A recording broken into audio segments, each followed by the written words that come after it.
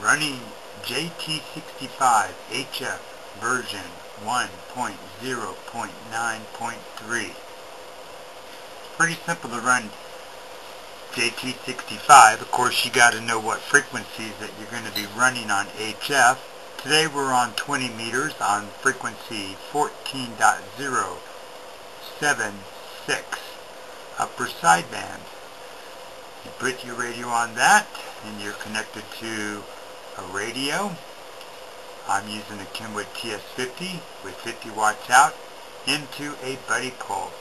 My interface that I'm using to key the radio and put the audio into the radio is a Rig Blaster Plus. I am using a Acer Aspire computer notebook running Windows 7, so this is Windows 7's compatible, this program. Now that we're on our frequency of 14.0758, we'll just say 6, we can now watch as the signals come across the waterfall. That's one area of the screen. The second area of the screen is your actual communication. And then over here off to the left, or I mean the right, is going to be your control of sending out information. Basically just set it like this here. I'm not going to worry about the waterfall right at the time.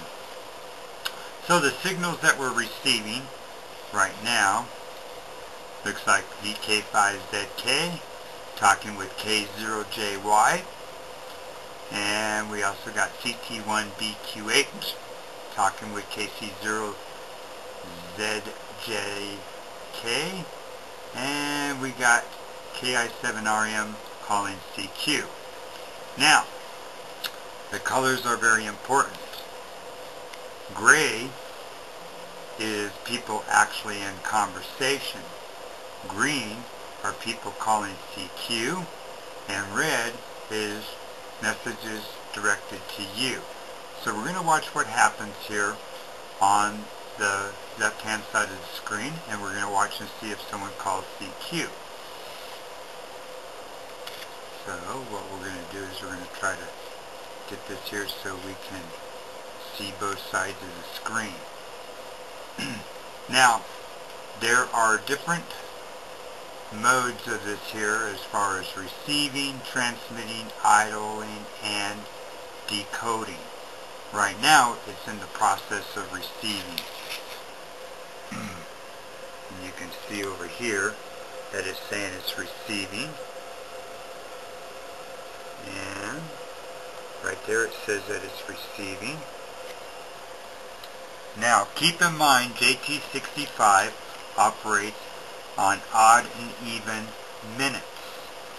So, we'll kind of explain that here in just a second. Right now, it is receiving people that are transmitting on a even minute. Now, it's receiving on an even minute. We're going to make sure that we can see both of the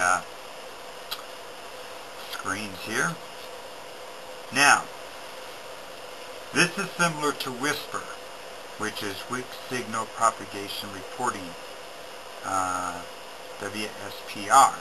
But the difference with JT65 is it actually allows you to communicate with the person and send a report to them, and to send a 73 or any additional information that you want.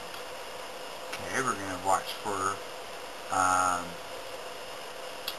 some calls here. Okay, we got K4LRP, and I'm going to double click on him, and when I double click on him, it will key my transmitter, and it is calling for K4LRP with my call sign. Okay, and it says that transmit is in progress. Now, it takes about a minute for the radio to send this message out. And as you can see, the transceiver is keyed, just as the rate blaster plus is keyed. Okay, so we'll know if we actually have him respond to me. So right now the transmitter is still transmitting, and like I say, it takes about a minute for him to respond. Okay, now we're waiting for him to return my call if he wants to return my call.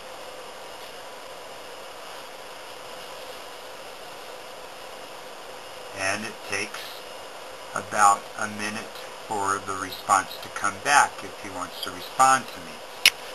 Now this is what the signal looks like on the screen, and it looks like he's going to respond to me. So I'm going to come back here, and we're going to watch the screen.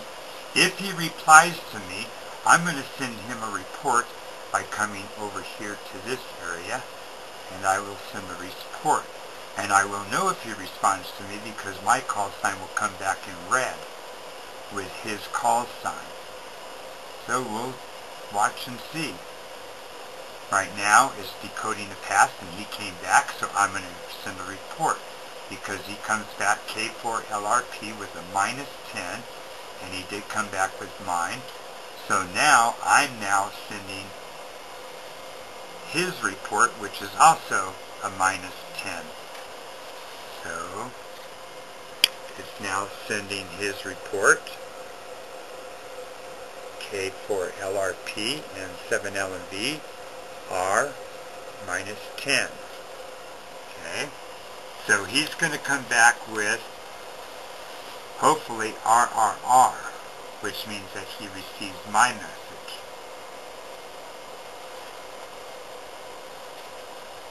And it's a pretty simple program to use.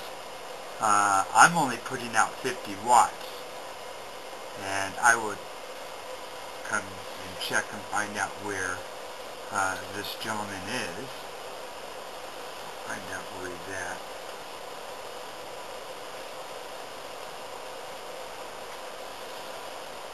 And now I'm receiving, and I should see if he responds back to me.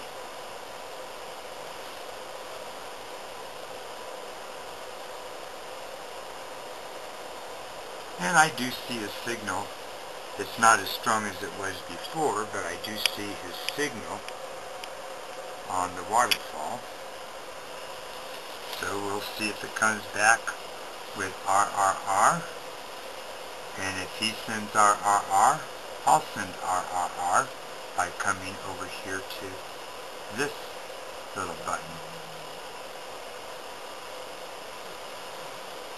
Let's see what happens here. Right now it's still in the receive. Now it's decoding, and there it is, RRR. So now I'm going to send RRR, and it will key up my transceiver. And then he's going to come back and he's going to say 73s. Okay, let's find out where K4LRP is. Okay. Comes back and it tells me that his name, excuse me, his name is John, and he's in Malabar, Florida. So right now I'm still transmitting, because it says that I'm transmitting right here. It says I'm transmitting. And then he'll come back and he'll either say 73s. Okay, now it's receiving. It went to the idle stage. Now it's starting its new receive cycle. Right about now. Now it's receiving, and it takes about a minute to receive. These QSOs last about 5 to 10 minutes, depending on the band condition. Now there's some other signals that are very, very strong on the waterfall. so I might have a very hard time receiving John's 73. But we'll find out. I do still see him on the waterfall. Once he sends 73, I'll then send 73. And I'll send it by coming over here to say 73. I do still see John's signal on the waterfall, very lightly, but it doesn't take much power. Okay, it says 73, so now I'm going to send 73, so he just sent 73, and now I'm transmitting, as you can see, 73, and over here in this box here it says what I'm saying, K4LRP 73s. And once that's done, that is how you do a JT65HF QSO. And we'll let it go through its last little bit. As you can see, the transceiver is keyed up, and it's only putting out 50 watts. Thank you for watching how to do a JT65 contact on HF. Enjoy.